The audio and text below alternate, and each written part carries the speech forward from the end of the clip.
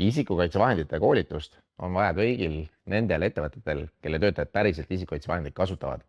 Ja mõnikord pöörduvad ettevõtted meie poole siis sellise küsimusega, et hei, me oleme isikukaitsevahendid töötajatele väljastanud, aga mingil põhjusel nad neid ei kasuta, aidake meil oma töötajaid motiveerida. Ja sellisel juhul me tavaliselt kaardistame ära, mis on nende enda arvates siis probleemid ja näiteks võimalikud teemad, mis me siis koolituse käigus läbi käime, on siis see, et missugused on üldse selle ettevõtte või selle ettevõtte tegevuste ohud, ohutegurid, missugused on riskid ja kuidas neid riske siis saaks vähendada, sealhulgas isikukaitsevahendeid kasutades. Isikukaitsevahendid ei ole ainukene viis seda. Mis on üldse isikukaitsevahendite roll?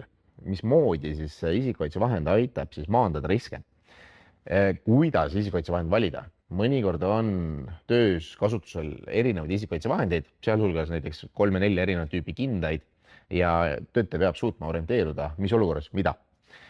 Kuidas üldse neid isikukaitsevahendeid hooldada, kasutada, kus neid hoiustada, sellepärast et mõnikord pannakse, ma ei tea, võtame lihtsa näite, respiraator kuskile rippu, tuleb inimene tagasi 2 tundi hiljem ja see respiraator võib-olla on tolmu täis kogunenud. Ehk siis ka need asjad on olulised. Ja mis vähe oluline ei ole, on see, et kui on mingisugune ohumärgistus, ohutusmärgistus, et kuidas seda lugeda, mis selle infoga peale hakata ja kuidas ka näiteks isikukaitsevahenditel olevaid standardeid lugeda, kui on vaja, kui need isikukaitsevahendid on piisavalt, ütleme siis sellise keerulist liiki.